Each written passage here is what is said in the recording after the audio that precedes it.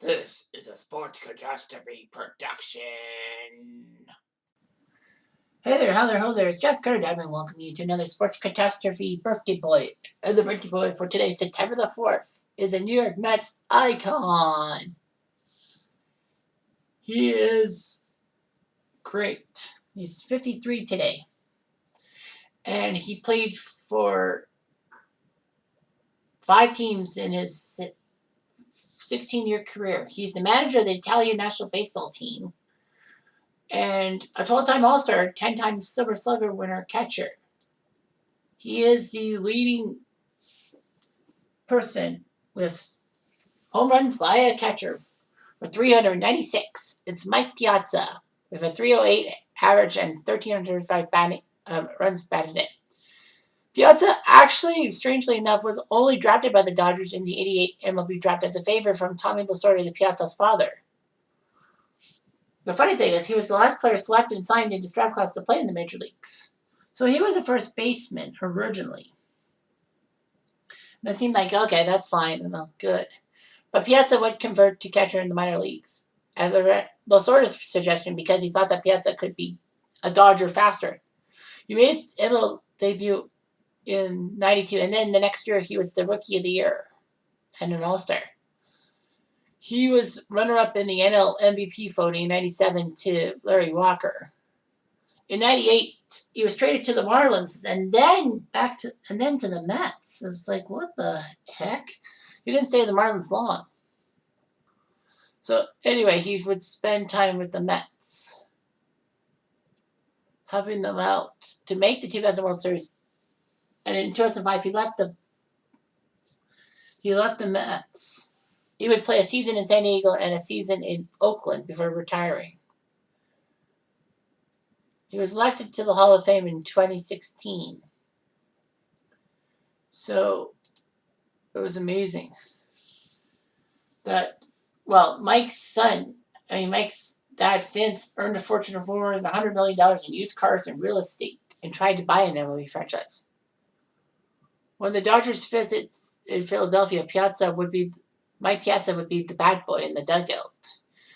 The Dodgers were managed by Vince's childhood friend Tommy Lasorda, who's the godfather of Mike Piazza's youngest brother, Tommy. So, some good connections. Anyway, at age 12, Piazza actually received personal instruction in his backyard package from Ted Williams, said that don't change your swing.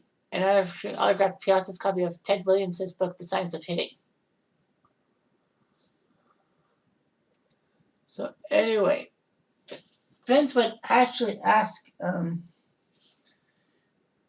Dodgers to draft him as a favor. And he was. He came from Miami-Dade Community College and was picked in the 62nd round, 1,390th overall. Lasorda said that Piazza should be a first baseman because obviously he'll probably get promoted faster, which was a good idea. So he came up to the majors in September 1st, 1992 and walked, but then he would have a deep double off Mike Harkey of the Cubs. His first home run was against Steve Reed of the Giants. He only appeared in 21 games that year. Obviously realizing that, he was eligible to still be a rookie. And he was. In '93, he appeared in 149 games, putting up 35 home runs, 112 RBIs, which was shocking for a rookie, much less a catcher. He was named to the All-Star game and all that. In '96, he was runner-up in MLB voting to Ken Caminiti. Ironically, the next year, he was runner-up to Larry Walker. Strange as it sounded, the Dodgers had some issues and decided to trade Piazza to the Marlins. Piazza and Todd Seale would head to Florida for Gary Sheffield, Charles Johnson, Bobby Bonilla, Jim Eisenreich, and a nobody. Basically, the Marlins were salary dumping because of some failed investments, I think. Something critical like that. Kind of stupid, don't you think, that you build a team you build a team like that, and then all of a freaking sudden you decide it's not worth it. Weirdly enough, 1 week later he was traded from the Marlins to the Mets for Preston Wilson, and two nobodies. So Preston Wilson was a good Marlin. Piazza would help out. He put up 40 home runs in 1999, the most home runs in a season without a 2 home run game, the most since Rogers Hornsby in 1929. So anyway, Piazza would help the Mets get to the playoffs and to get to the finals in 2000. And it was amazing. It was great to see. It was great to see, Piazza doing so well. Piazza was involved in a strange incident during the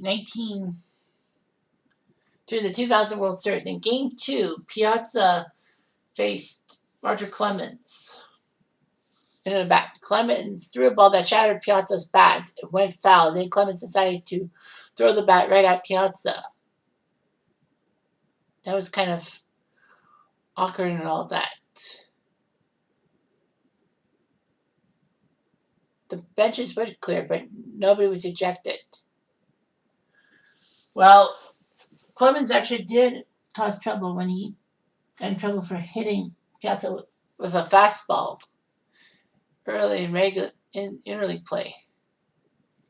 But Mike Piazza's most famous home run in a Mets jersey had to be 10 days after 9/11 when the Mets were playing their first home game in team history since the attacks on New York.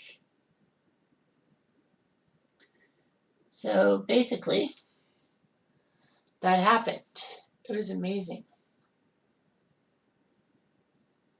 Piazza tried to get the stress off of his deteriorating knees by playing catcher and first base during the 2004 season. Piazza did catch a couple of no-hitters for the Dodgers with Ramon Martinez and Hideo Nomo. Piazza, on May 5, 2004, surpassed Carlton Fisk for most home runs by a catcher with number 352. Piazza would sign a one-year deal with San Diego to be the starting catcher and cleanup hitter. The fans were happy to see Mike Piazza back in Shea Stadium, even though he was an opponent. So, yeah. And then he would sign with Oakland, which was the only time that he got to the American League. So can't blame him for anything. So he decided to, after 2008, he wasn't signed. He said he decided to retire May 20th. Piazza would be the guy who would catch the last ball at Shea Stadium history. And would be the guy who caught the first ball in Shea Stadium history. So anyway, a lot had to have happened. So anyway, Piazza would represent Italy in the 2006 World Baseball Classic and become the hitting coach for Italy in 2009 and 2013. He did quite well. So anyway, Piazza was trying to get into the Hall of Fame, which he did in 2016, and has never then retired by the Mets. So yeah.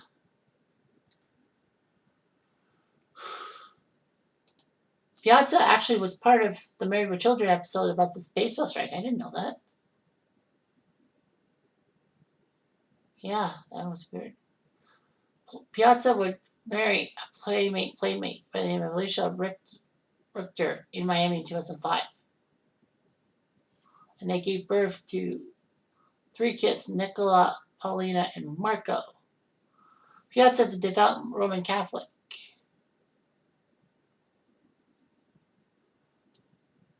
Yeah, it was part of a DVD documentary exploring the intersection of Catholic faith and sports. All right, Fair enough. So anyway, Mike Piazza still was a great member of the New York Mets. Anyway, I'm Jeff Diamond. Adieu.